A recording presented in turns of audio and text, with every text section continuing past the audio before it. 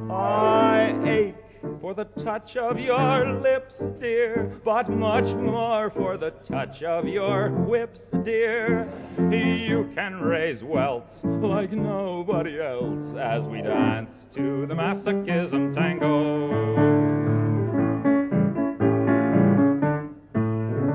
Say our love is a flame, not an ember. Say it's me that you want to dismember. Welcome everybody to an incredibly special episode of the A-Slut podcast today, remembering that the A-Slut podcast does stand for Advice, Sex, Love, Understanding and Trust. Now, the reason that today is so special, for me especially, is that if you're listening to this on the 31st, or even the week of the 31st, it's my birthday week. The 31st is my birthday. This podcast comes out on my birthday, so that's an incredibly exciting thing. The other thing that's happening today is some of you may have seen all over my social media and whatnot that I'm shaving my head for cancer. That's happening today as well. So I'm going to be bald. It's still technically winter here in New Zealand. It's a particularly cold day at the moment. It's windy, rainy, and freezing cold. So that's going to be fun for my poor head to deal with for a little while. But it's all for a good cause. I've raised more than what my target was, and I've been a little bit lazy on it this year compared to previous years. But I'm still pretty happy with how it's gone. Now, another thing that made me excited about this episode is that I'm speaking to someone who's a little bit of a celebrity when it comes to swinging podcasts. I talked to one half of the Swinging Down Under podcast. I talked to C, and we talk about all manner of things today. We talk about, as always in this podcast, we talk about consent. We talk about how her and Dee got into swinging, how long they've been together, and how those conversations went, and how that sort of transition from being monogamous to non-monogamous and getting into the swinging scene. We talk about some of the play parties they've had, both good and bad experiences, what makes a good one, what makes a bad one, some of her favourite places around the world for the lifestyle. We talk about the pub crawls that they hold, and we also talk about the legalities in different countries and how frowned upon swinging and non-monogamy and whatnot is in some countries compared to others. So there's a really good talk about that as well, which I was really quite happy with. I'm really stoked that I was able to talk to C again. Obviously, I was on their podcast initially, and now C's returned the favour, come on mine, and it was a really, really awesome chat. I learned a lot from it. I think it flowed quite well. There was a few technical difficulties, and it's taken a fair bit of editing to get rid of it, but we're here and we've done it, and I'm really happy and really glad with how this episode went. So in saying that, I will now zip it, put the button on the mouth, and shut up for a while, play a little song, and then we'll get into the interview with one half of Swinging Down Under with C. Please do enjoy.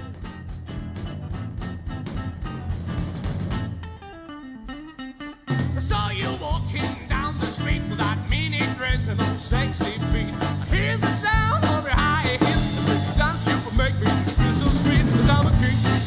Swinger, 'cause I'm a king. Swinger, 'cause I'm a king. Swinger, 'cause I'm a da-ba-da-ba-da-ba-da-ba-da-ba. You love to whip me in your bed. I'll give you which make my skin red. I'm a king swinger. As I say, and this is what I like, and this is what you get. 'Cause I'm a king.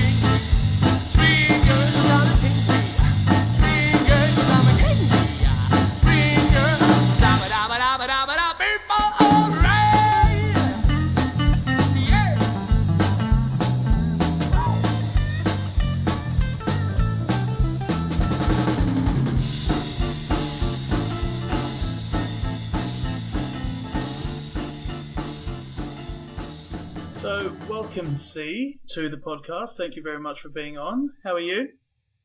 I'm doing awesome. Thanks for having me, Simon. More than happy to. So for those out there, I was on your podcast, Swinging Down Under, a little while ago, which was the start of a new segment for you. And it was exciting for me because you guys are quite popular, and it was great for me. So again, I appreciate you being on. For those who have been living under a rock who don't know you, tell us a wee bit about yourself.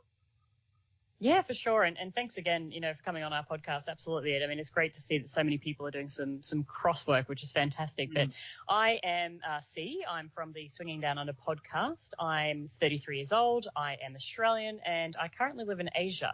We started our journey into the swinging lifestyle in Sydney and then relocated to Singapore. So the cultural difference for us has been quite interesting, and we continue to have amazing journey, but we do definitely travel the world to kind of have a bit of a swinging lifestyle because it is, it's a little bit different for Australia versus Asia. And so we're kind of feeling our way a little bit around that. But, I guess that's me in a snapshot.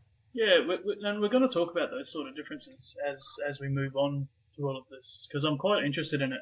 Because it's kind of interesting because I was on your podcast talking about how sexuality is in New Zealand, and now we're kind of doing the reverse here with how it is in different parts of the world for you. So yeah, absolutely. Kind of gone into itself. So you said you're in Asia, and you're lucky enough to be able to travel around and quite a bit as part of your work and leisurely, I guess, as well. What at the moment? Do you have sort of like a favourite place that you like to go when it comes to swinging, I guess? Yeah, actually, it's funny you say that because every country is so different from the next. And you're right, we do travel a lot for work, and we travel a lot I'm actually in the Philippines right now. In terms of, countries, I mean, obviously Australia's great. We're very open-minded, or we're kind of getting there. I mean, yes, there is a bit of a diversity in our knowledge of what the lifestyle is or sexuality is. Mm-hmm. So Australia, love coming there. Great people, great parties, fantastic clubs. I would also mention places like Cancun, Mexico, but that's purely because they've got the resorts there where we can travel to and really be open and free. And we're going to talk about that a little bit as well. Yeah, so, I mean, I don't want to be biased and just say, well, Cancun because they've got a resort. But, I mean, there's so many amazing places around the world that we've traveled to or that we've, been in the lifestyle in. Bangkok, we've met some amazing single men in Bangkok. So... Of course you'd meet single men in Bangkok. Well, it's in the name, isn't it? I'd be doing the name an injustice. There you go. Yeah, exactly. That's superb. So... The first thing that I wanted to point out, I talk a lot about polyamory on my podcast because I am polyamorous and it comes from that situation. What we need to, I guess, ensure that people know is that swinging and polyamory are two different things that fall under a similar umbrella, right? Yeah, absolutely. So explain to me, I guess, the differences from your side. Yeah, and that's a great point, Simon, because it is all from obviously my perspective, but they do fall under the same umbrella in terms, from my understanding, that it is people wanting to explore what else there is available in life. How can I live my own authentic life? And so some people choose to go down the polyamory route, and some people choose to go down a host of other routes, and so that might include open marriage, swinging, etc.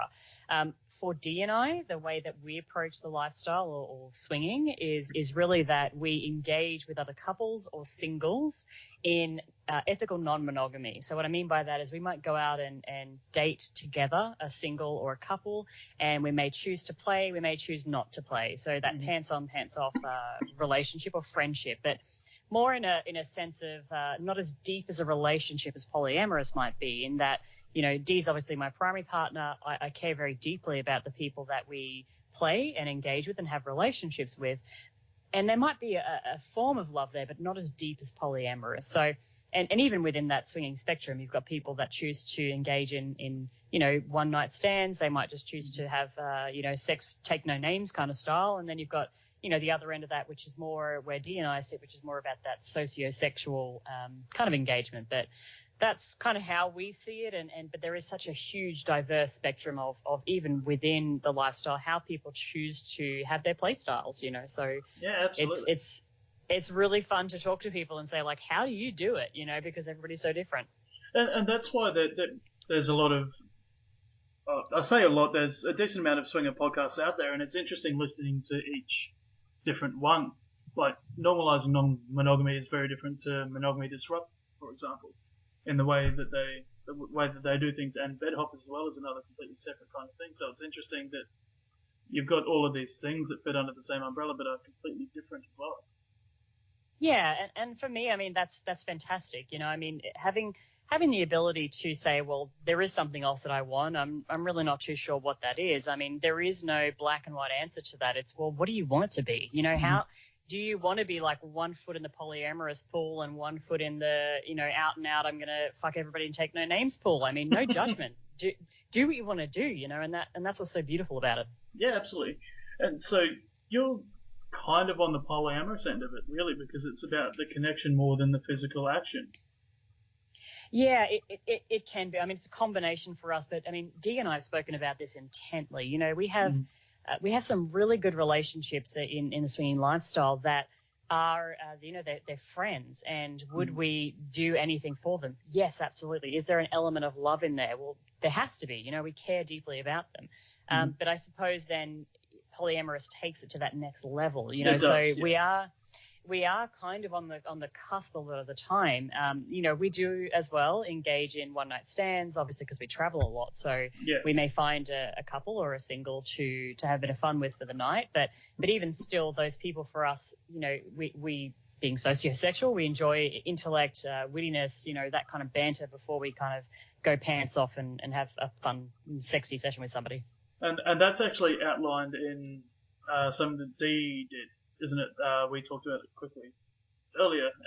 The ways to get into C's pants, right? The 12 ways to get into C's pants, absolutely. Do you just want to run through them quickly for us?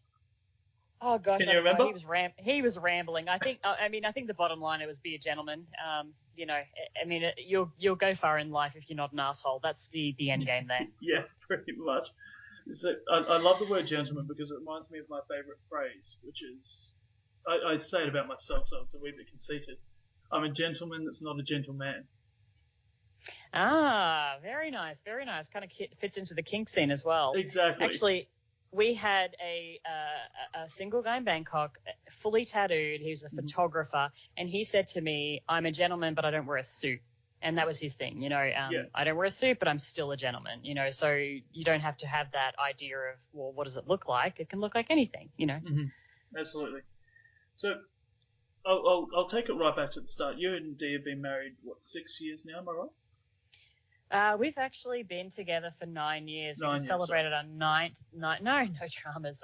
I'm gobsmacked about the whole situation, but we celebrated our 9 years in January this year. So I still say I don't know how we haven't killed each other, or either that or develop some wacky doodle scheme where we're trying to, you know, create airplanes and just fly off into the sunset. So yeah, we're surviving. We're doing well. But you've not been swingers for all of that, though, have you?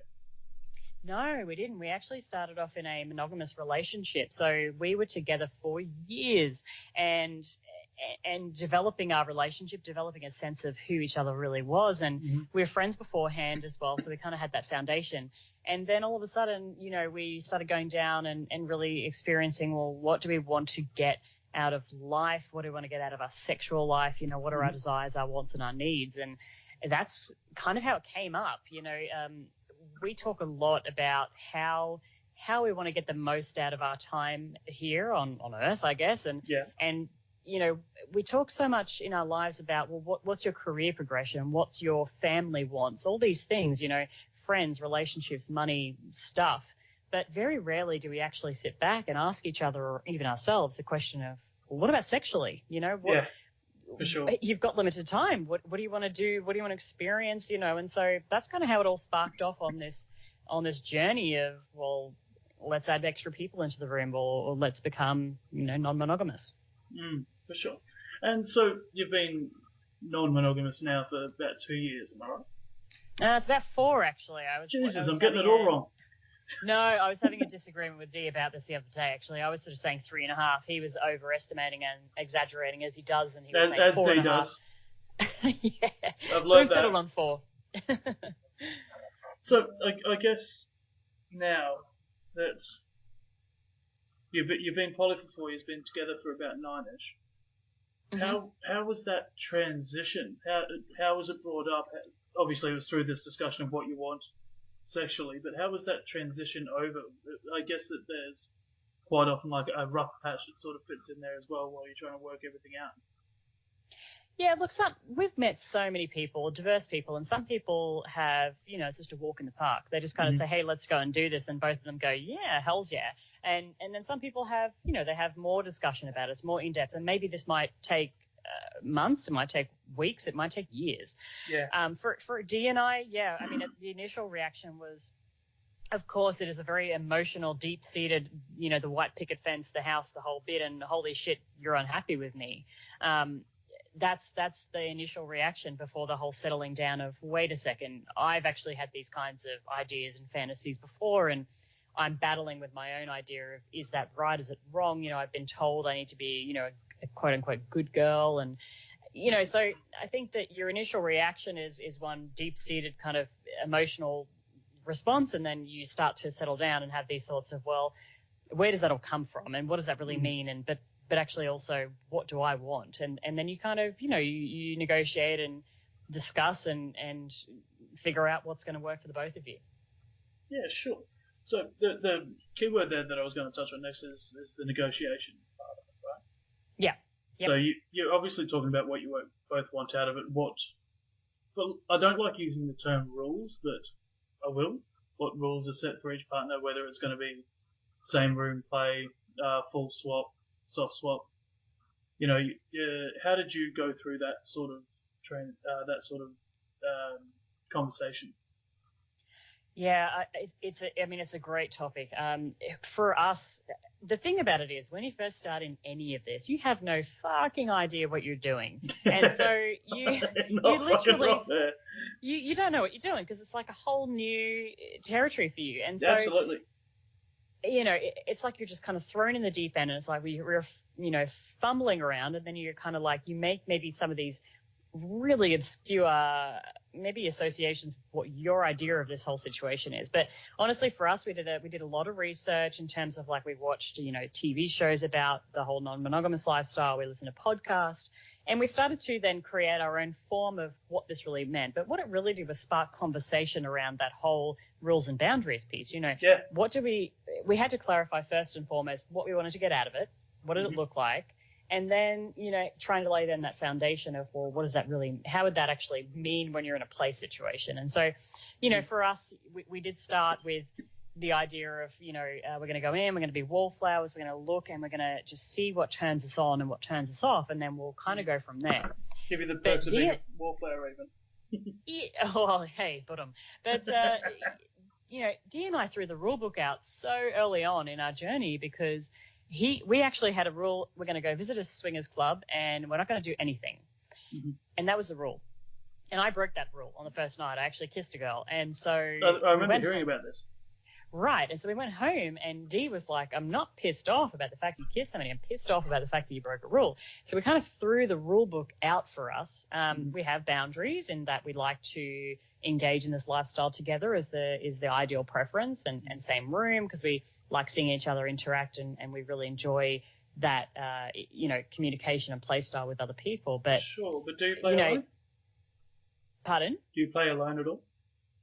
I have twice now, and that's a fairly new thing for us, actually. So, it is quite new, and it's not all the time, and it's not an open offer, I guess, to for lack of a better word. But is that more with people that you've already played with as a couple? It is actually those. Yes, in those sense. In those two circumstances, it was. Dee does have a fantasy of separate play with a single guy, but then again, how does fantasy then play out into reality? It's all well and good to fantasize about something, but then, later on, would you have concerns about security, all these sorts of things? Yeah, absolutely. And security is kind of an important one when you've got, well, especially if it's a single man and a single woman, anything can sort of happen, even if it's somebody that you've met before. You've still got to be ultra careful to be able to protect yourself as well, right? That's right. And then, do we do that in separate countries? Dee and I travel so much. So I know a lot of couples who go, well, I'm traveling for work, so I'm going to go out and find a date. That's great. It's super sexy and it works really well. But, there is that element of then if something did go awry, he's in a whole nother country, so it's not as easy as kind of whipping around the corner. He's got to be a lot more careful and put a lot of steps in place to to make sure that it's doing all right, right? Yeah, exactly. So you don't end up like so many others. Well, yeah, and I think it's just around that element of enjoyment as well. You know, how do you make sure that you're connecting with your partner while that's happening, if that's what they want? Again, many people do it differently. Yeah. So now you just sort of feel your way through everything. Yeah? That's exactly what we do. We literally fly by the seat of our pants. We decided that. Well, usually the pants aren't on. Well, you know, the invisible pants, the fundamental pants, if you will. But we decided, you know, it was a little bit too rigid for us, and therefore it kind of left a lot of gaps or potential for miscommunication or misunderstanding. And so we decided to turn away with that, and now we do really just make things up as we go, and just check in. It doesn't have to necessarily even be a verbal check in, you know, like pulling each other away into the corner. We can read each other's signs. Not always. We do get that shit wrong from time to time, but I was going to say that's happened quite recently at a certain office party, hasn't it? Yeah, it sure has. Look, and that's the thing, you know, I think you're learning and adapting as you go through, and I mean, it's not rainbows and lollipops. Shit happens, but you know, I mean, the good far outweighs the bad. Yeah, absolutely. And when you do go through those bad patches, you've got to rely on your partner being strong enough and mature enough to sit down and actually talk about it rather than fly off their hands as well. Yeah, and that may come on the night, it may come during the event, or it may come days later. You know, I think the biggest thing here is to give each other space enough to actually figure out your own feelings before you can actually communicate that well enough to your partner. I mean, absolutely. There's nothing worse than kind of saying, well, what's wrong? Well, I don't fucking know, you know, and then it just kind of, you know, goes nowhere. So. Yeah, and the other part of that is when your juices are flowing, your adrenaline's high, and you know, you're angry, you're mad. It's very, very easy to say something you don't mean. Yeah, or things which aren't can hurt your communicated partner as well. Yeah. Yeah, exactly. So I always take a couple of days downtime when I'm annoyed at something. Just purely because I'm a very emotional person. I wear my heart on my sleeve, right? Mm-hmm. So the moment I feel something, it comes out of my mouth pretty quickly. There's not a whole heck of a lot of filter there. So I've had to learn, especially over these last couple of years, to make sure that I bite that and actually figure out why I'm feeling the way that I am and how I've gotten to that point. And I think once you've brought it back that far, you sort of realize, I did a lot of the time, that the fault wasn't with anyone else. It was actually with me and the way that I was doing things. Like, for example, jealousy is a big one. If I sit back there and I look at jealousy as a whole, it's not anything that anybody else has done. It's my own shit that I need to own and figure out, right? Yeah, I mean, jealousy is such a hot topic when you're talking about, you know, non-monogamy, because sometimes you don't know it's going to happen until it happens. You know, you might think you're a super confident person in your relationship and your foundations are amazing, either within a partnership or even if you're a single, and then you get out there and something happens that just throws you for a loop. And you're right. I mean, you can react to it on the spot, or you can take it back and say, why was I feeling that way? What is it within me that's actually created that, you know, reaction that's just so visceral? And that comes from the person that you are as well, because not all people can do that. Not all people can break down how they're feeling and put it into words, I guess. Yeah. So you can't sit there and say that everybody's got to do it this way, because it's not going to happen. No, it's got to be, everybody does it their own way, but there's still got to be a process of, I guess, downloading information and sorting through it, and then going from there in some way, shape, or form. Yeah, and I think the other great thing to remember too is don't be so hard on yourself when things like that happen. You know, don't go home and beat yourself up, and then say like, oh, there's something wrong with me, you know, or I did this wrong, or I'm at fault, or whatever. You know, just give yourself the space and time to just be at peace with the situation and say, like, shit happens, it happened, but how can I then try to stop this from happening again? Yeah, for sure. And that's the key part is that personal growth that you get from it as well. You come out the other side a lot better, I think, than what you did coming in. So you've learned a lot more about yourself. You've learned a bit more about the partner that you're with at the time, or even as a single man. You're still learning about, you know, your reactions and how you reacted that way because of this thing and whatnot. So that's, I think, hugely important as well. So, like you said, just getting back onto topic here as we swing ourselves back around. I don't even know why I bother having topics sometimes. I was going to say, was that puntastic to swing back around on purpose, or is that just something that you just said? Come and be honest. Maybe a little bit. But I'm going to claim it anyway. No. It was intention. Oh, good. But I say so many puns now that it just comes out like I'm talking as a normal person. I'm glad you think that, Simon. Good for you. Live in your own fantasy world, buddy. Yep, it's just normal language for me. But yeah, going back around, there's not a lot of negotiations for your play. When you went to these single plays, for lack of a better term, when you went one-on-one, so playing with somebody else that's not D, obviously. Were there any negotiations around that, or was it just sort of, hey, honey, I'm doing this now?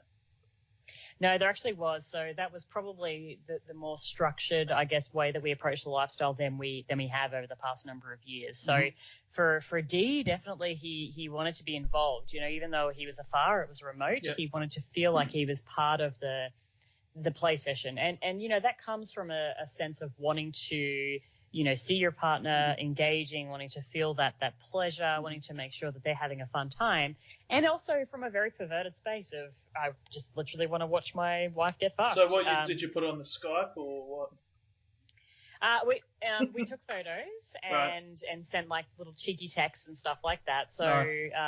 That's hot, you know, that like is. before That's real hot. yeah, and then like after, like lying around naked in the glow, you know. So we did our best to incorporate it into the play, and then afterwards, you know, I kind of sent Dee a bit of a this is kind of what happened. This is when I had orgasms, and then, you know, the next day we spoke more in detail about like this is how the play session played out, as kind of would on our podcast, but I guess more in depth for him to feel like he's part of the moment as well, and for him to be able to visualize and you know, get off on that himself. Yeah. So and he's obviously reacted well to that as well. Yeah, for sure. And so my question from that, I guess, comes: what if Dee were to play with another woman alone? Would that be something that you're open to, or? Yeah, I mean, we've discussed it actually more recently. Again, it's because of the travel, you know. Yeah, I've sure. discussed it, and I've said, well, You guys are you know, apart if you're quite a going to lot, go, right? yeah. So if you're going to go catch up with our friends, you know, like, is there a possibility of play? And so we have discussed it, and you know, sort of said, well, if it happens, like, this is what would be the anticipation. Neither of us have played with singles at this point that we've, say, picked up. Yeah. But again, that's one of Dee's fantasies. It hasn't, you know, happened as such. But yeah, I'm not averse to it. It's just that, you know, for both of us, we would need to feel very, very comfortable and understanding of what the progression is. You know, if he did go and play with our friends that we've already engaged with, you know, yes, we've spoken about that. But, you know, I think for us, it's all about that connection piece. So I think if he were to go and find some chick in a bar, it would be a very different circumstance to me. And I guess it kind of comes back to that whole, you know, the way that we approach the lifestyle. You know, we don't generally tend to do one night stands. So does that side of that, you know, and you might experience this yourself in polyamory, you know, there's one night stands, but then there's that deeper relationship. So I would like to know that the person that Dee's choosing, you know, we'd all have a relationship, or possibly, you know, I'd be playing with her in the future. You know, I'm bisexual as well. So I kind of I would want to feel the attraction for that person and the situation enough for it to be feeling sexy for me that, you know, we could enjoy it together. Yeah, so it's basically you'd want to do it together first before you could do it individually.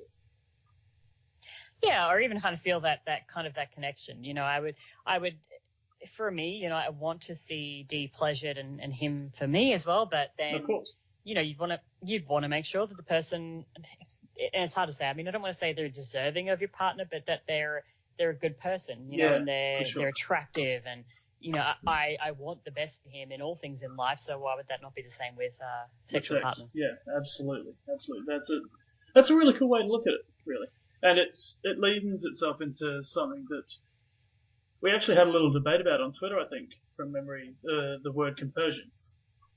Mm-hmm. Yes, we did. Yes. So compersion for me is being happy for your partner being happy. Whereas you put it in a more sexual manner, right? You put it as you're happy because your partner's being sexually pleased. Yeah, and that is a really interesting thing, because the original compersion, what you were explaining, was the original way that the compersion was actually explained. The compersion that I was explaining was more about, well, what does it look like in 2018, and that is more about sexual gratification. So are you saying that I'm right? I'm saying you're 50% right. we share the rightness. We share the rightness. Jeez, Yes. you can really tell that you're from Aussie. Share the rightness. Yeah, that's good Aussie speak. What are you talking about? Makes total sense. Yeah, just like you do realise there is an L in your country's name, right? It's not just just Australia. It is Australia. I don't know what you're talking about. You gave me enough crap when I was on your podcast. Now it's your time to take it. Oh, man. Have at it. I mean, we're playing against each other in the rugby tomorrow night, so we'll see who's king. Oh, we know who's going to win. When was the last time you won the Bladders League? Fucking never. You guys are going to kick our asses. Yeah. So, I should actually explain the whole rugby thing, or the Bledisloe Cup, because most of my listeners are in the States, from what I gathered from my little analytics and that sort of thing. The Bledisloe Cup is a rugby game between Australia and New Zealand that's played every year. It's a 2-match series now, isn't it, See? Yeah, it's going to be good. It used to be 3, now it's 2. They've shortened it down because other countries have joined in. But can you remember the last time Australia won? I would have to actually Google it. I don't know. That's how bad the memory I think it's been about 12 years. Jesus. Can we move on? I know it's been a bit. No, let's not move on because I want to explain. Because there's been an argument with I think there's a new podcast that popped up on Twitter as well, and it was me and somebody else arguing whether Australia and New Zealand was better. Oh, okay. You know what? Let's chat about this for a second. Yeah. I was explaining to somebody today that Australia thinks that New Zealand is the East Island of Australia, but then I said New Zealand probably would not agree that Australia is the west coast of New Zealand, and they said, yeah, that's probably true. They don't fucking want a bar of you, so maybe that's the case. Do you know what you guys are?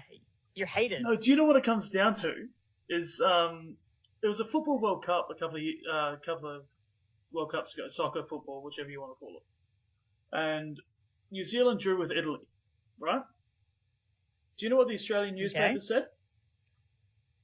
No. Australasia won, Italy won. Yeah, see, that's what we like to do. Anything good from New Zealand, like Pavlova, for example. Definitely New Zealand. We just steal it and then pretend it's ours. Yeah. Farlat tried to do that as well. Lots of stuff. That guy that threw the phone, I can't remember what his name is. Crazy man. Neil Finn is in there as well. Russell Crowe. That's him. Yep. That's the crazy guy that threw the phone. Well, he owns the Rabbitohs now, so. All right, off football, back off on football, something. Yeah. back on. Where remember how I said at the start of this that I don't know why I have topics? I do. This is what happens. Is I just go off on tangents and get into arguments because that's my combative nature. I've got to try and figure out where I was in my little list now. But that's okay. So we've gone through negotiations that play. So that can happen. Usually happens before, but you generally fly by the seat of your pants. There's no real correct way of doing it, right?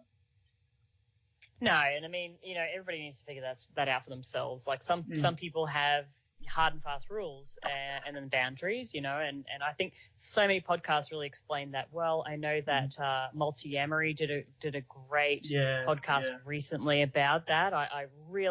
I loved that podcast about kind of the rules and the boundaries and everything else. That was perfectly mentioned. So if anybody's out there listening and struggling with rules and boundaries, definitely go check those guys out. Look at us putting over everybody else's podcast. We've mentioned about 5 now.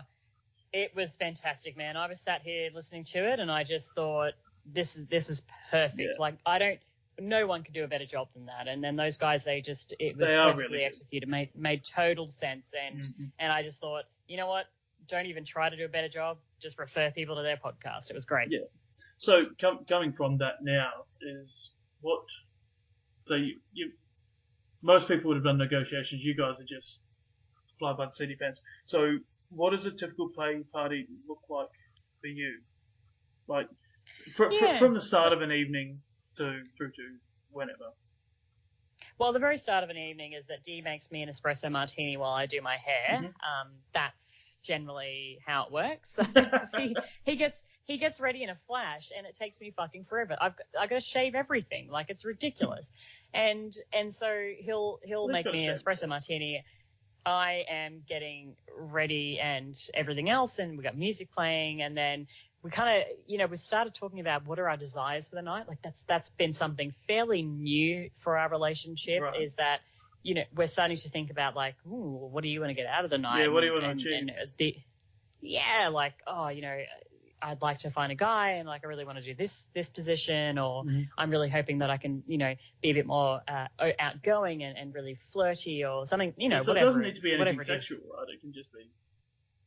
Oh, no. I mean, it can just be about just having confidence and just stripping down into your lingerie and feeling like you're owning it. Yeah. I mean, that can be something as well. So we kind of talk about that in the car on the way there. And then, we get there, we mingle a lot. We tend to, Dee and I will spend some time together and then time apart. We tend to go and chat to people separately. We'll then come back together, chatting to people there. I like that one over there. Basically, yeah. Like he'll come over and he'll be like, "What are you doing? I've got a drink. Like, come over and meet these people or this guy or whatever," or vice versa. So we tend to split up and chat, and then we'll come back together and chat together with people. And so it's just, and again, these aren't things where we're like, okay, now's our time apart, or it's been 15 minutes, now's our time together. It's just a natural flow, rigid. Right? Yeah, it's just like you would at any other party. There's no difference. And then generally we'll find people that were. At a party. Oh, boring. How are you meant So to have we any will. kind of discussion? Sorry, I digress. No, you're. So we'll find somebody that we're interested in, and then I might say to him, or like give him the eyes, and he'll nod at me or say something to me, or like, hey, that person's sexy, or just outwardly, I'd like to see you fuck her, or I'd like to see her fuck you, or whatever it is, or I'd like to see that person go down on you, or vice versa, and then we'll chat to the person and see if they're equally interested, and then engage in play. So with that part there, where you gauge whether you're equally interested, that's where I'm going to come full circle again and go, this is where a negotiation step has to be, right? Because unless it's somebody that you've known for so long, where it happens naturally, if it's somebody new, then there has to be some level of negotiation in there, right? Yeah, and so I mean, there's varying levels of how this might be achieved, and obviously consent is huge, but there's also different ways to approach it, and I think you can take the pulse from the evening as well, and you can take the pulse from the interest level that the person might have. So if, for example, at a recent party, we were flirting with a guy, I could tell he was very interested, he was flirting back, he was touching me on the arm and lots of eye contact and everything else. And so I knew that he was interested, but I would still say, hey, I would and we would really like to play with you. Would that be, do you want to do that? And, then they'll say like, absolutely, and then it's kind of just on from there. So it's the enthusiastic side of that's key as well, isn't it? You can't just go, normally, I'll do it if you want to. Right. So to me, that's a hard no. Well, I mean, for a number of reasons. One, yes, the consent piece, but two, I'm not some just like, Vegemite on toast girl. I'm not your standard breakfast. I mean, I'm a buffet breakfast. You gotta want to have a bit of fun. Yeah, absolutely. So anyway, you'd go through that. You'd go through talking to the person, see if they're interested. What from there? Right. Well, then, again, I think some people as well, it's a bit more rigid or formal. For us, like, I would generally be very playful, and I would say, like, hey, what are you interested in, or what do you like to do, or what's your favorite sex position? These are sorts of questions that aren't so in your face as in, like, tell me what you're okay with, what is your consent level. You can feel those questions out through asking some other things, about, well, hey, like, what do you want to do to me? Or like, what was your favorite move that you did with somebody else one time before at a party, or something like that? Yeah, see, and that's where you and I are quite different. Not so much with swinging, but with my kink side, right? I'm very, very rigid in the way that I do it. I think I told you I had checklists that needed to be filled out before I played with somebody. Well, and Like again, actual physical forms. Right, and that comes with what you're engaging in, though, because we are not generally. If I'm going to restrain someone, it is a very different story than if I'm just going to have penetrative sex with them. Yeah. And that comes down to what it is you're actually engaging with. What you're engaging in has a whole another level of security, personal safety, feelings of being okay, and that requires that level. Yeah, absolutely. So with mine, I've got two separate forms. I'll just briefly talk about it. So one of them is literally just a checklist that has a whole bunch of actions, and it's again to try and no thanks and a comment box. So I've got like 9 pages of a spreadsheet for that, and then I've got what are we getting out of this sort of form to fill out. Is our play going to include sex? Is it not? Do you want it to be part of it? Do you agree to cleaning up afterwards if you hit subspace? A whole bunch of different things like that. So it's two very different sort of things, but one of them tells me, what are the kind of things that this person wants to do that I could help out with. So that's the checklist side of things. And then you've got the real nitty gritty of what is this partnership or relationship or dynamic actually going to look like. So it's very, very rigid for me. And like you said, part of that comes into what we're actually doing as well. But but the I think the form side of it, the latter, not the checklist, the actual form, is more around kind of what you're saying, but you do it a lot more loosely. I've lost my words here a little bit, but you get what I'm saying, right? I've got my checklist for what is okay, what's not okay, and then it's what we're actually going to be looking like. Yeah, and that's another thing. I mean, everybody is so different to that as well. But the key thing is the absolute positive confirmation that yes, this is what I want to do. And whatever form that takes is perfectly fine as long as you're receiving and getting that. And I mean, yeah, like I said, I want somebody to actually want to be with me. I don't want to be the okay, well, I haven't really seen anybody else I like, And aside from that, nobody wants to be that person. And so you want to have, and also you want to receive pleasure and give pleasure, and so that's what makes a great, I hope you want to fun, sexy time. Yeah, well, yeah. I'm willing, I say. I'm actually reading a new book at the moment exactly around that. It's called She Comes First. Have you heard of it? Mm-hmm.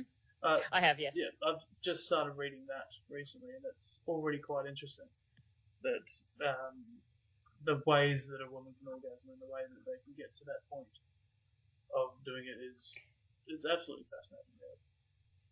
Yeah, it really is. And I mean, if you read a lot about tantric sex, you'll get the same sort of sensation of there's just so many ways. I mean, we've met people that, really, they'll get off from nipple play. Yep.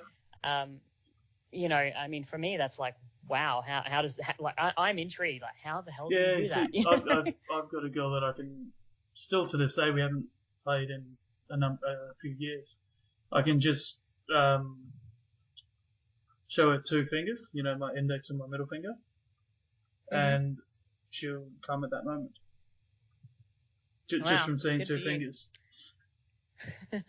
But that's through, for lack of a better term, brain training. And not to put a negative spin on it, but it's mental manipulation.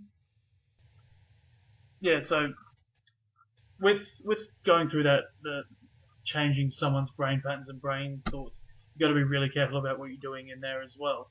And it's really interesting to sort of train someone around to the way that you like them, but also being very careful not to damage their psyche and damage their mental side as well. And that's one of the key things that I've picked up and very, very careful around. And my mantra around that is to leave people in a better way than you found them. And I think that's a really good way and I mean that's a really good idea. I mean, and a great way to be. I mean, can you positively reinforce somebody's body image, for example? Yeah. How can you achieve that? Yeah, absolutely. We've digressed again though, which is like I said, it's going to happen a lot, so it's fine. So we've talked through how a generic play party, for lack of a better term, works for you. I want to hear about your best play party experience though. Yeah, I mean, for us, probably, it's been at clubs, to be honest. I mean, we've had such great times in Sydney, over in the States, and I think that they've generally been a more diverse crowd, so you've got the opportunity to meet more people in a group setting. Plus, you're in a club, so there's that kind of that sensual, sexy atmosphere and a pole and dancing and that sort of stuff. So for us, most of our best times have been in club environments. I mean, we've had obviously a lot of great times, so it's hard to kind of nail down one, but we've had some great times on the big orgy bed in our secret spot in Sydney, and that's probably some of our I was waiting for highlights. This yeah, so that's probably our highlight is the fact that, we've been up in the orgy room, not just there on our own or perhaps with one other couple that we think are fantastic, but with a room full of couples that have been at the party and we think they're all fantastic. And so that has been amazing and sexy and fun and you have a lot of laughter and, you accidentally almost kick somebody in the head and then kind of move on and maneuver. So those are probably the best time. Yeah, cool. Now, as part of that as well, you tend to run the odd pub crawl, swing a pub crawl as well, don't you? Yes, we do, yeah. Tell us a wee bit about how that goes, because I'm sort of interested in this.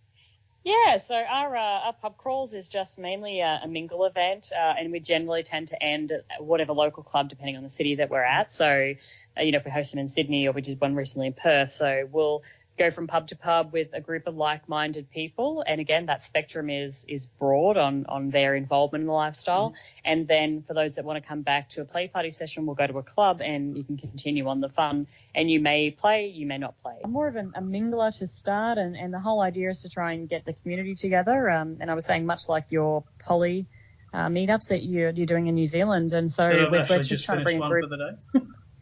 Exactly, yeah. Just trying to bring like-minded people together to kind of talk and share stories and realize that you're not alone, or even for new people to come along and see what people are really like and experience it that way with no pressure, So how do you? And then if you want to, how do you find these people, especially the new ones? Do they tend to find you? Do you advertise these pub crawls anywhere or anything like that?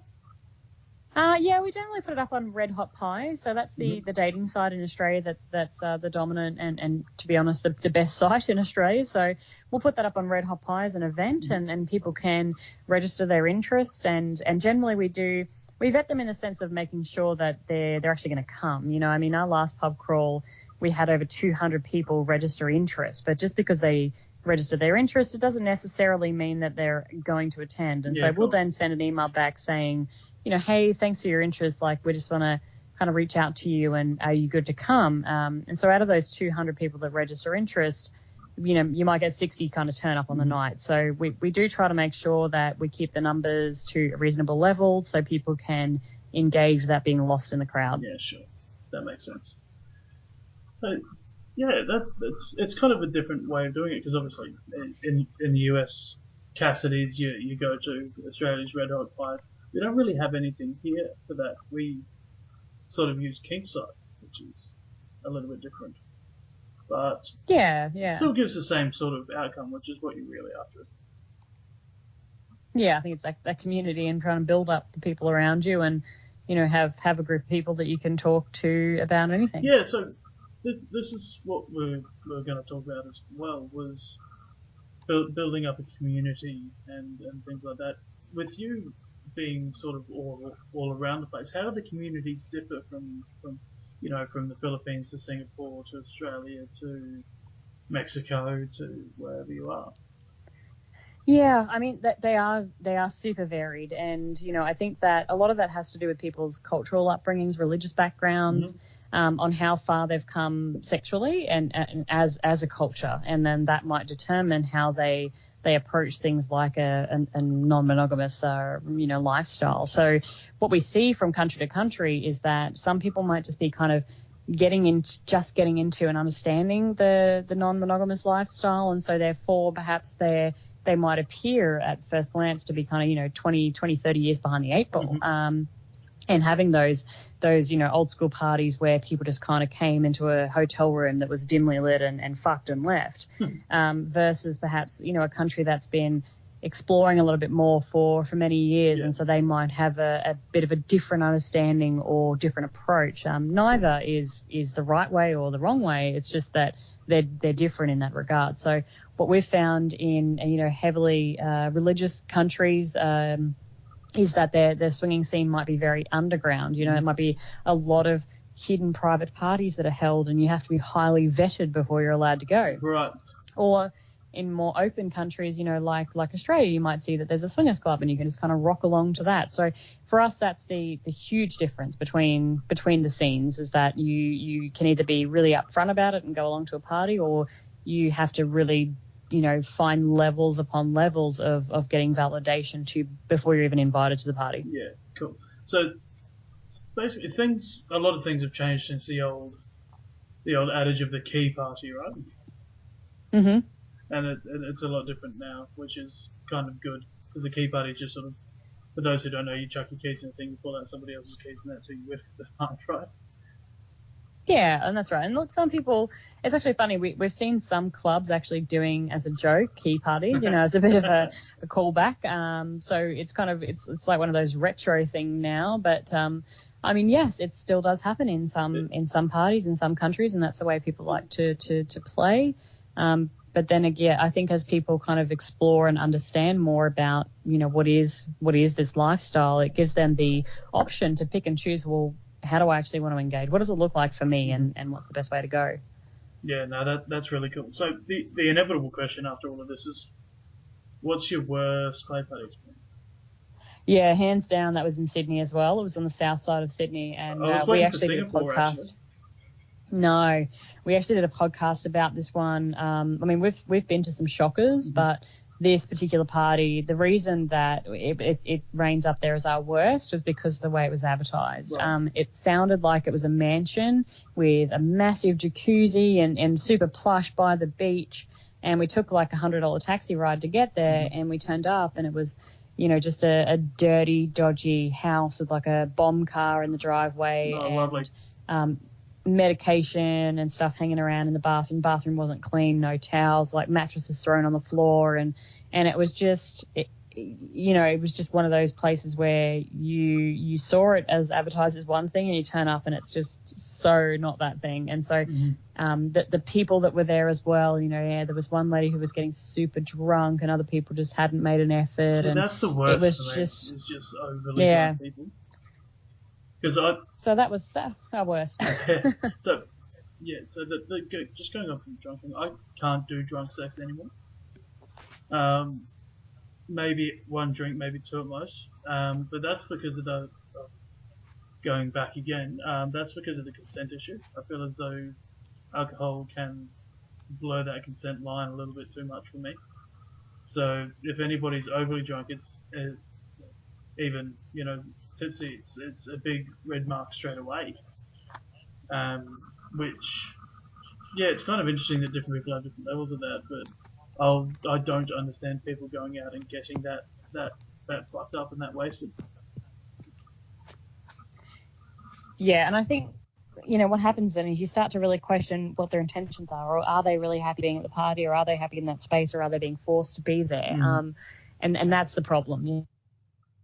It really calls into question the why behind that they're at the party, what's actually happened, why they're there.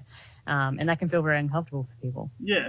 So we touched on something just a little bit earlier, that I've actually been really interested about it because it's not something that I've known about since, until I started doing this podcast, and that's a little place called Desire.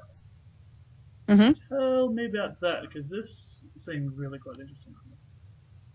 Yeah, so a lot of people talk about Desire.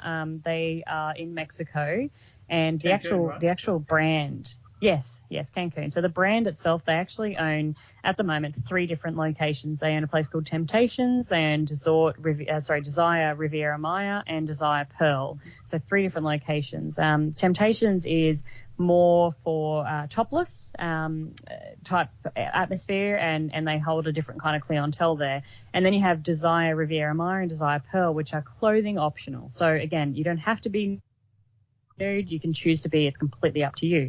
And so those 2 locations then tend to get people like nudists attending, and then they also get lifestylers attending.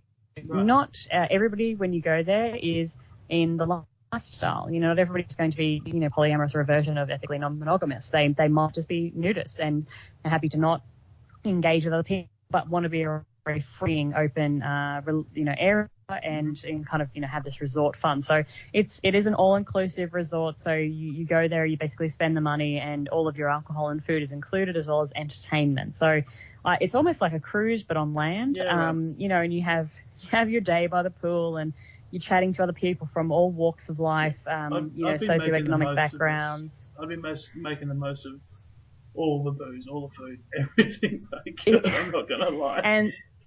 And we joke about the fact that, like, you get there and it is such an amazing atmosphere, and, the drinks are flowing and everyone's having a good time, and you're so excited to talk to other people, and there's really open, no holds barred kind of atmosphere. And so we joke that most people seriously overcommit on the first day because they're so excited that they just kind of cut loose, I bet they would too.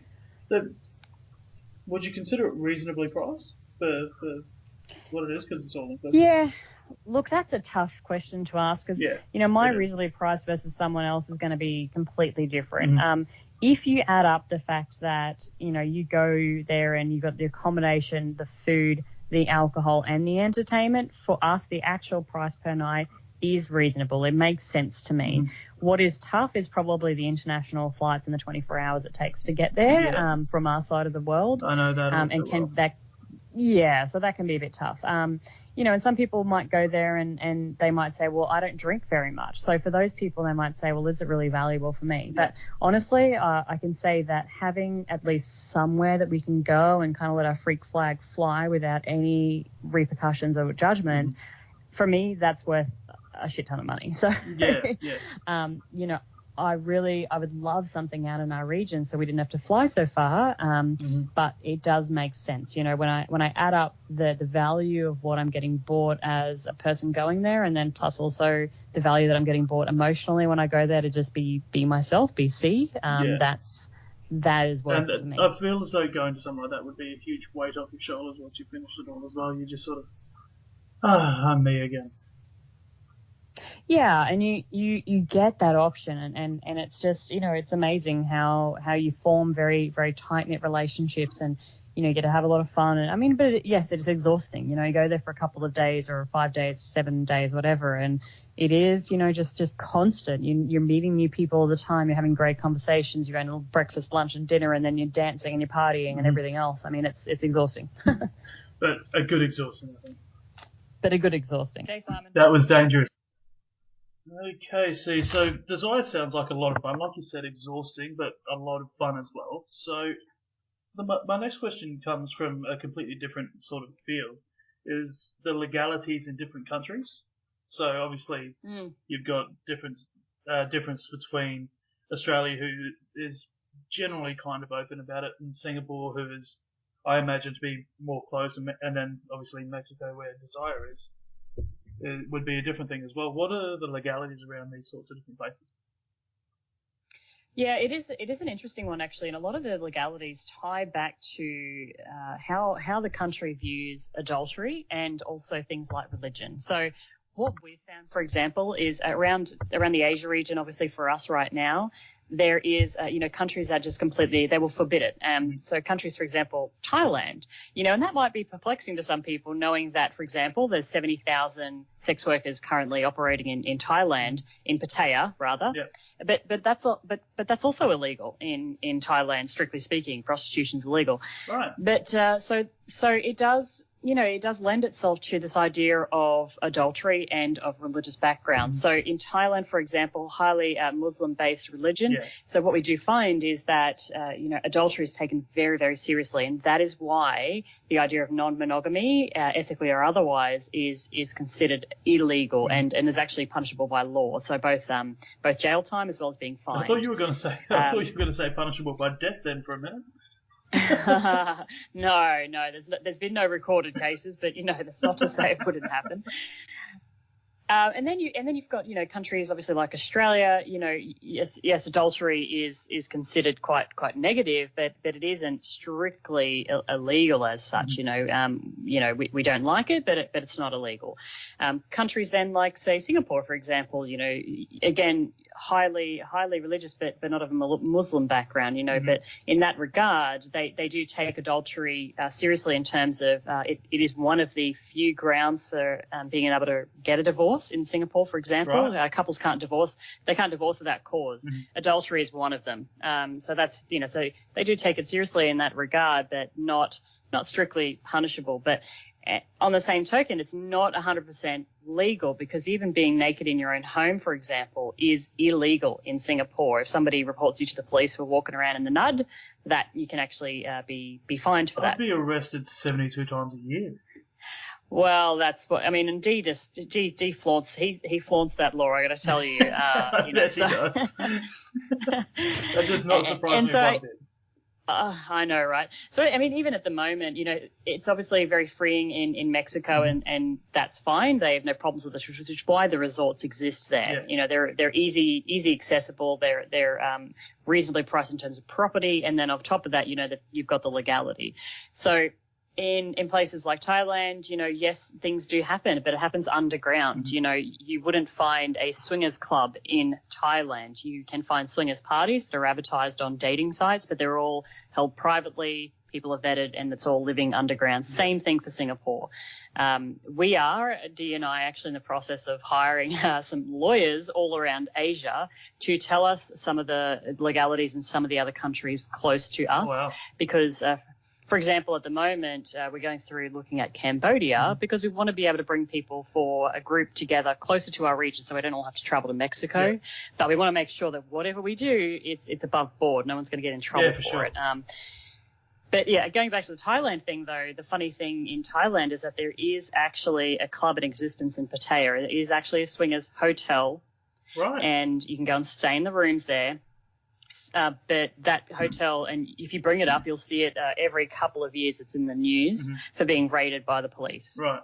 And so they'll take all the sex toys, they'll take all the people out, and they'll charge them basically. And the rumours is that the people aren't paying the fines to the police properly. The owners, the actual owners of the property. So. Right.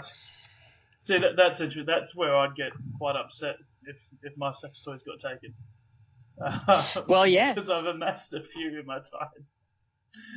And sex toys as well. Sex toys are illegal in Cambodia. Wow. And they actually have black market sex toy dealers that'll come around on their motorbike. No, I'm not kidding you. Obviously, they don't have like a Sibian on the back, but they'll drive around in their motorbike. They'll stop at the house, and there might be a number of people in the house, and they'll sell sex toys to them. Wow. Get on their bike, and then off they go to the next place. It's kind of like Tupperware sales, but for sex toys. We have that in New Zealand though.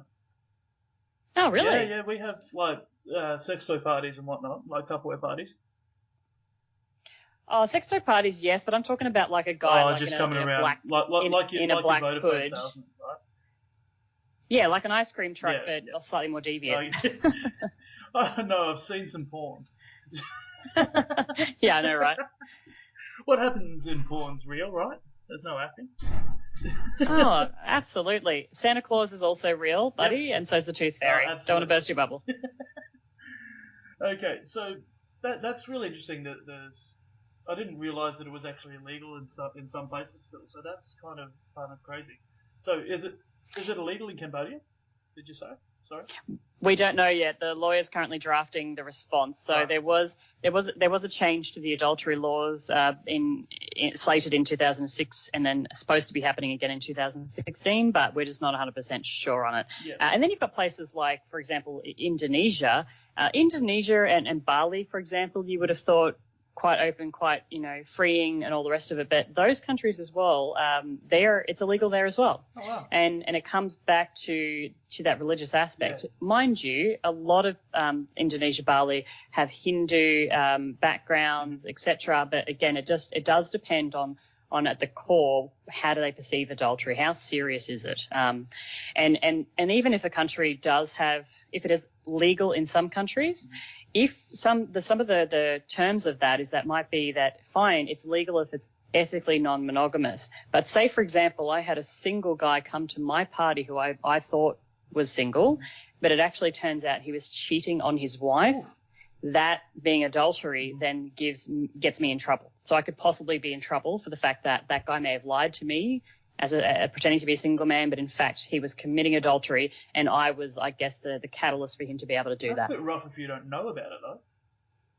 100%, buddy. But again, it's just Wow. how the perceptions of the country. It's just how they kind of take it. Yeah, and look, it's kind of a similar thing to receiving stolen goods when you've bought something online or something like that. You don't know that it's stolen, but you can still get done for it. Yeah, exactly. That's crazy. That's really kind of mental. But I mean, we've swung in all those countries too. So, Yeah. like I said, That's right. you take on board the risk. You don't do anything silly. Like Dee and I wouldn't go into those countries and host a party with big banners outside saying "swingers come Yeah, of in." course. Gangbang orgy happening with an arrow and lit up an arrow saying "enter here." But yes, we would go there. We might host a small private party, Yeah. in our hotel room, or we'd reach out to couples or singles. Yeah, no, that makes a lot of sense. So you've noted again on the party side of things. I just want to touch back in on that as well, because what I'd like to ask is sort of the different ambiance, I guess, or the different style of play party in different countries. Because obviously you said you've been to a few in Singapore. You said that Sydney's sort of your favourite sort of place because that's where you've done a lot of it. So what are some of the differences that you find between different countries within play parties? Yeah, so let me start off with the States first, because they have by far the most clubs that I've ever seen advertised. So obviously the United States. Right, yeah, and even New York, actually, the clubs there are not great. There's actually quite a few people that have been there and gone, actually, the New York scene is probably one of you'd imagine it'd be a great scene because it's such a highly populated area, but the clubs there are not great in comparison to some of the other areas. Yeah, I thought it was fun when I went there because I went to a place called Hacienda, which I think you may have heard of. No, I have not heard of that one. That was fantastic for me, but I digress. Do continue. But yeah, so in the States, you've obviously got clubs, and they're huge as well. When we talk about our clubs in say Sydney on a good night, maybe 40 couples. Yeah. When people in the States are talking about some of their local clubs, they might say on a bad night, and it's on a bad night they could be 50, 60, 70 couples, in the club. So firstly, that's a huge differential. One, it's very open and accepted in some areas of the United States, not all, of course. Yeah. And then they're huge. Their footprint of the club is massive.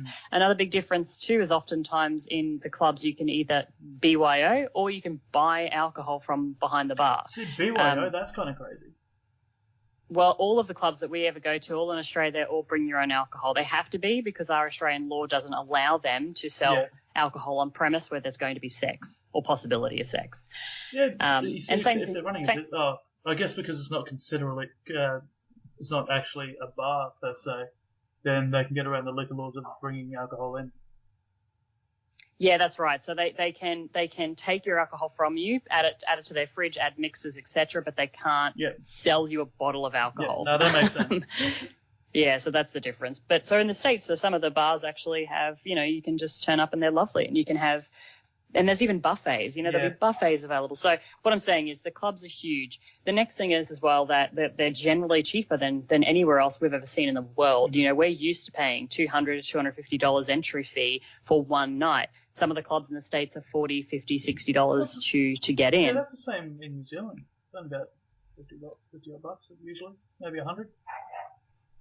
Well, see, there you go. So for us, when we go there, we're like, oh, this is so cheap, because it's just, again, it's what you're used to versus what the realities are there. And the other thing, too, is that oftentimes they'll have, because of their availability for size, they'll have a dance floor, a DJ happening, a huge space. So almost like a nightclub with the extras. Yeah, and then they'll have, like, huge different playrooms. And then because they've got so much space, they'll have playrooms that can suit anyone's kinks, whereas perhaps with limited space in capital cities in Australia, we might have a small dungeon room or an area where it's got a few different bits and pieces, but then, you really got to play to your patrons and then say, well, how many of our patrons are kink and how many just want to come in and meet up with a couple? And so you've got to kind of work your playrooms to that. Yeah, sure. So that's the States. And then if you go to places like Spain, for example, we've been to Spain. Mm-hmm. Again, larger places, price points probably more expensive than the States, cheaper than Australia slightly when you convert the currency over. Mm-hmm. But, their theme nights, they've got completely happening bars as well. So often you'll buy a ticket and that might include 2 or 3 drinks on the bar, and then you start to buy your own drinks after that. They're doing full cocktail service. Cool. All of these sorts of things. They might have performers coming in throughout the night, either pole dancers or like acrobatic stuff or what have you. So, huge places again, and varied language. That's the biggest thing for us when we travel. When we went to Spain, there was obviously a lot of people speaking Spanish. There were some people in there speaking French. And then there's poor old C&D sitting in the corner speaking Aussie. Not English. Let's face it, we don't talk English, exactly.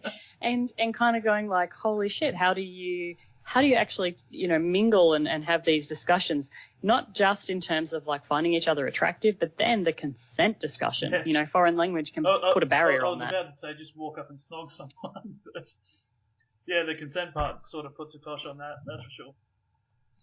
Yeah, exactly. And then, like having been to clubs and parties in perhaps, Asian countries, we don't have a lot of clubs here, but what we have is a lot of parties, and they can really vary depending on the host. Yeah. It depends on the host, who's arranging it, and how they've vetted the people that they're allowing to come.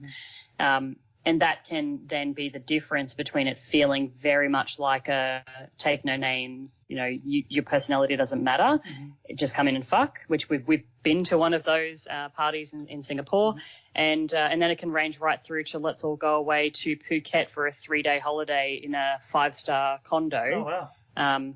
With an infinity pool, you know what I mean? And they've vetted the people that are going, and everybody's fantastic. So yeah, that's I guess from our perspective what we've seen throughout our travels around the world. So it's very, very different in a lot of different places.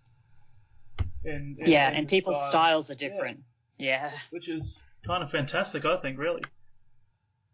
Yeah, it is good because, even, in London, for example, in Covent Garden and stuff like that, you've got Torture Garden, which is a world famous place for kink. Yeah, I haven't been there yet. And they refuse entry if you aren't dressed up. And I don't just mean, you've turned up in a dress with a collar on. I mean full dress. Yeah. And if anyone's out there actually interested, if you follow them on like Instagram, Twitter, etc., the latex, the costumes, it is amazing. But so having then countries that can have more space, but then also have a higher population, maybe more accepting of non-monogamy in its entirety, then allows you to then start drilling down into some of those areas where, if you really enjoy kink, then you can go to that place, which is very kink based, rather than needing to try and go to a swingers club and then talking to people and then, and finding out what their kink is. Yeah, for sure. And with somebody who's as kinky as I am, it's the things that I'm into can be a lot different to things that other people are into when it comes to right. Let's say electrocuting people, to put it as a shock value sort of thing. But using electro toys and whatnot is not always the easiest to find because people do balk at that, and with good reason, I guess, if you don't know what it is. So Yeah, that makes it kind of interesting for me. And George Garden's somewhere that I've always wanted to go as well. I just haven't been able to get over there. Yeah, I've been following that place for I don't know how many years now. It's it's amazing. And we've had friends that we played with in Singapore who are very much into the kink, coming from London.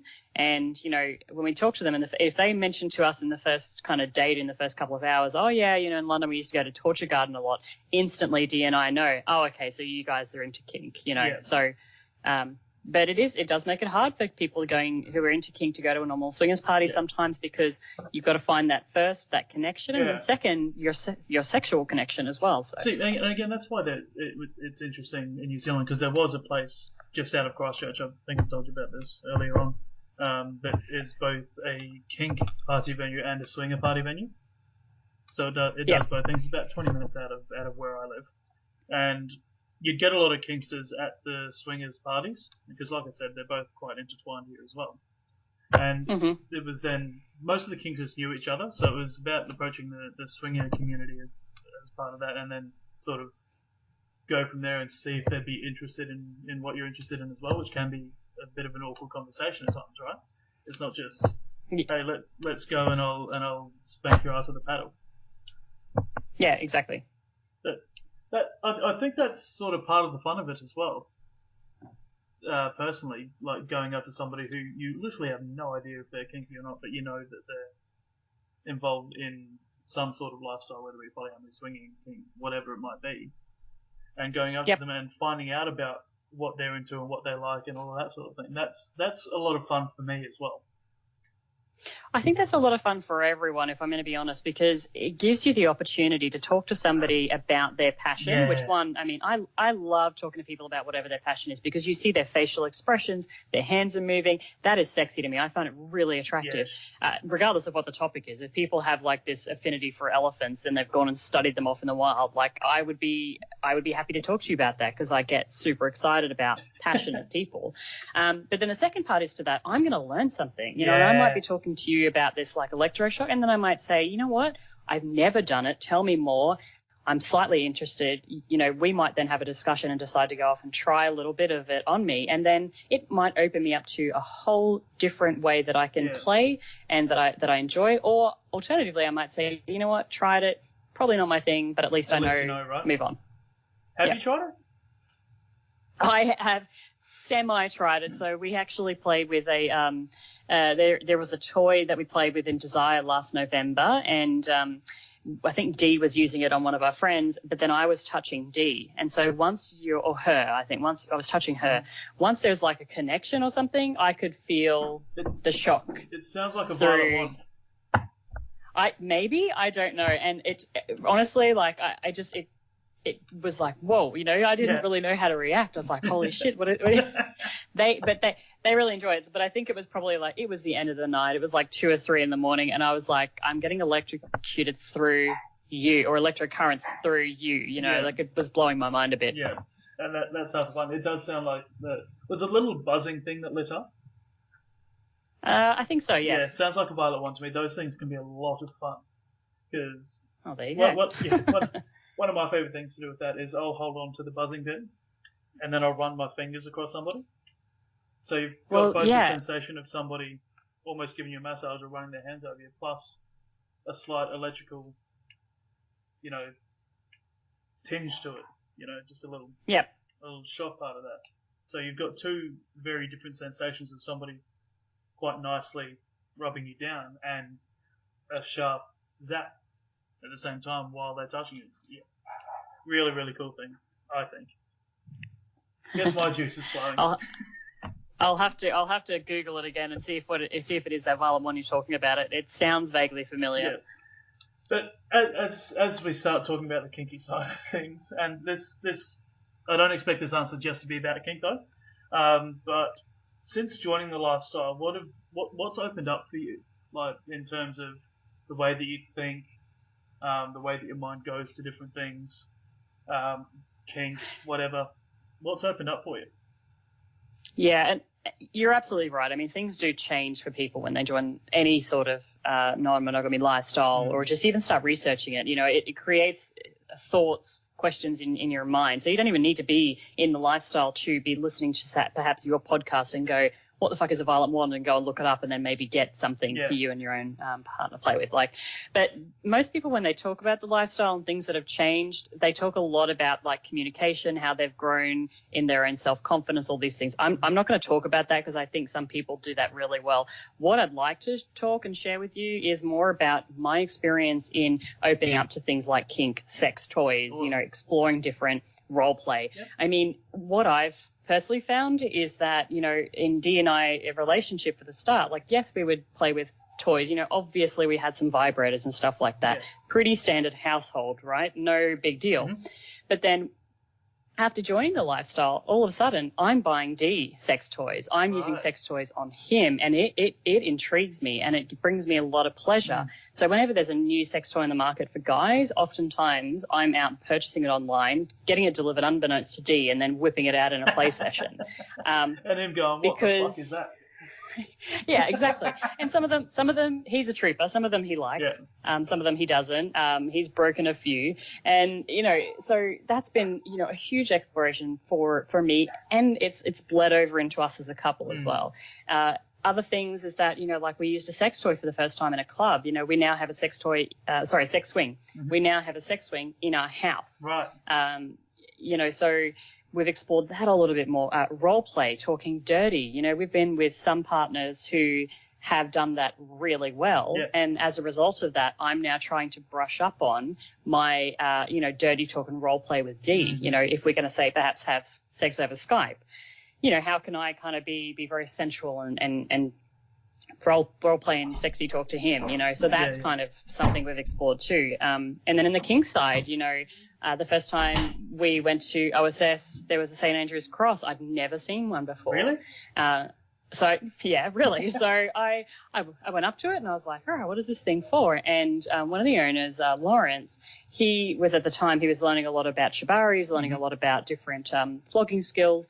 And he was like, all right, well, you've never done it. Let me talk to you about, how this restraint's going to work, what happens, what we're going to do, what to expect. Yeah. And then he's very good with the double hand movement. I'm sure there's a word for it, where you're basically flicking like over the wrist and like if the two floggers going at the same time. Yeah. He's great at that. And I found myself really enjoying that naughty, I guess, unheard of side of me before. Yeah. I hadn't really delved into that. And then as a result of that, now Dee and I have underbed restraints. We have a number of floggers and whips. We have the little wheel that has the little pins on the end. I don't. Thank you very much. I'm not so super into it that we use it all the time, or obviously I don't know the terms, but for sure it's opened up other ways for us to explore our sexuality and how can we bring, some of these more exciting things into the bedroom to really keep our own sex lives alive. Yeah, I get you. So that's, it's kind of cool that you can open up that much to be able to bring those things in, and as you evolve as people as well, that there's more things added. And the other thing that I'd like to touch on is that you're not using them all the time, which is really, really great as well. It's just when you feel like it.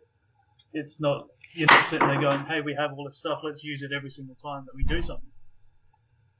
Well, I mean, that would be physically impossible. We never leave the house, but we do. Like, so for example, sometimes like, I've said to Dee every now and then a Friday night that we have should be all about exploration, him tying me up, me tying him up, using different toys, even household items. How can we incorporate some things and maybe sometimes there's blindfolds, sometimes there's not, to kind of bring that different level of play into our own bedroom. Yeah, I've got a funny story about that actually. I bought a paddle online that got delivered to my house, and you know how the custom things, you've got to list what it is inside the package, that sort of thing, right?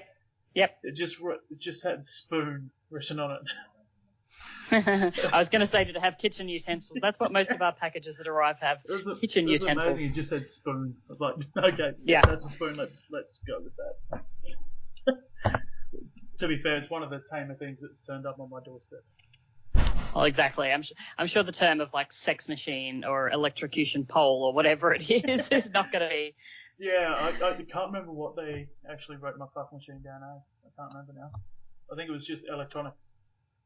Yeah, probably electronics and DVD player. I think it just said electronics. I think that's half the fun of getting things online as well, to see what they're marked as when they come in. Like, because I get cigarettes imported from Indonesia, clove cigarettes, because they don't sell them in New Zealand anymore. And it says coffee written on the front of that. Ah, clever. Yeah. And because I can only get 2 packets at a time, because I don't want to have to pay all the tax on them, the import tax. It's every couple of weeks there's just a packet of coffee that turning turns up on my door. They think you're addicted to caffeine. I mean, they're not far from it. No, that's right. But so everything that sort of opens up to you makes it more exciting for you as well when you see somebody else trying something. You go, maybe I'd like to try that. And it's cool to be able to have that open discussion with your partner, with Dean, and go, hey, how do you feel about trying this? Or something like that. That comes across quite easily as well, doesn't it? Yeah, absolutely it does. I mean, we've even had play partners who, were playing with a French single man, and we were talking about the under-bed restraints, and I said, have you ever been restrained during play? And he said, no. And I said, would you is that something that you're interested in trying? And he said, well, yeah, let's give it a go. And, he gave it a go. And then afterwards I said, how did you find it? And he said, yeah, I mean, it was okay, but he said, but maybe not so much for me. It was good experience, but probably not something that he, is going to incorporate into his play sessions. But at least he knows now, right? Exactly. And that's the key thing. And speaking of at least they know and people trying new things and whatnot, just to close this all off, because we've been talking for a fair while now, is a piece of advice that you would give to somebody coming into the swinging lifestyle, or to even a non-monogamy lifestyle? Yeah, I honestly, I keep thinking a lot about this. It's something that, we do get, we get a lot of questions, a lot of varied questions. We see a lot of varied questions on Twitter and through receiving emails and stuff like that. And oftentimes some of these questions really around how do I, what do I, could I, these sorts of things. And I think that the big piece of information that I always give people is give yourself some space to actually consider what it is that you're after. Some people come into this and maybe think, hey, this sounds like a cool idea, but then, they don't really understand the why or what they're wanting to achieve out of it. Sure. And so my advice is always, just give yourself some space, some time, sit back and start to think, what is it that I want sexually out of my life or out of this relationship, or, maybe you're single and just out of this next experience or next journey. And then how could I then achieve that? What could I do? And if you start thinking then about, well, you know what, yes, I am quite kinky, so I'm going to look up my local kink resources, or I want to go and, play with couples, so you look up your local couples. But then even that, what does that mean to you? What sort of play do you want to engage with? Do you want to have, couples that you sleep with fairly regularly, or do you want couples that you just perhaps experience on a one-night stand and that's it? So, there's so many varied options and ways that you can approach this. And I think the biggest thing is that to give yourself space, peace, non-judgmental time to decide what it is that you're after, to then enable you to articulate that to yourself or to your partner if you have one. Yeah, that's a really good piece of advice, to make sure that you actually think about what you're doing as opposed to just diving head first in as well. But yeah, the other thing I'd add to that, sorry to interrupt, would be to oh, no, I've lost it. I've completely lost it. Sorry, go ahead. You say what you were going to say. I don't know what I was going to say now.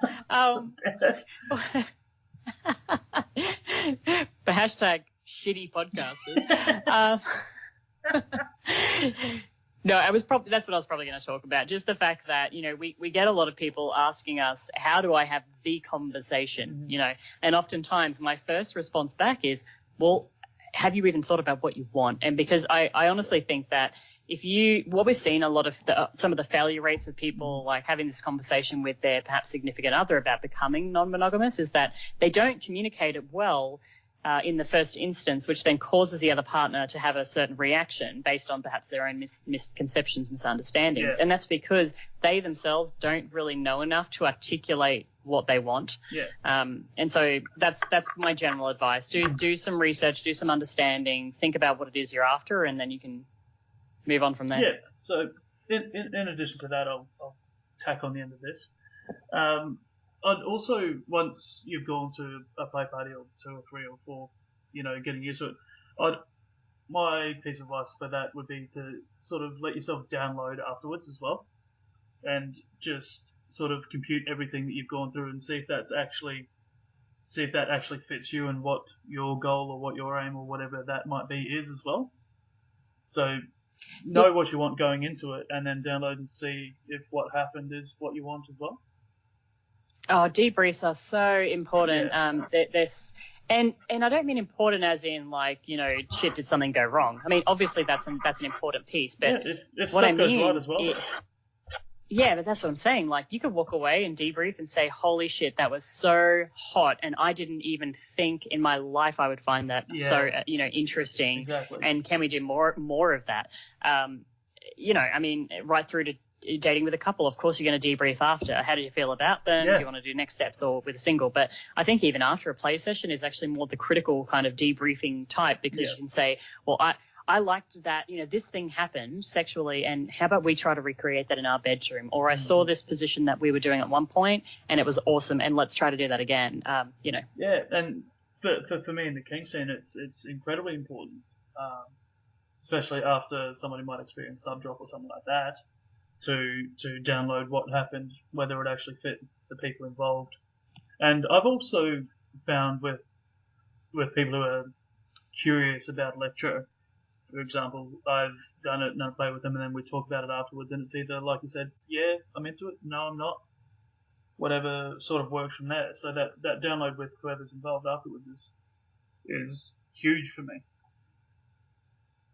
Yeah, 100%. All right. I think that's everything.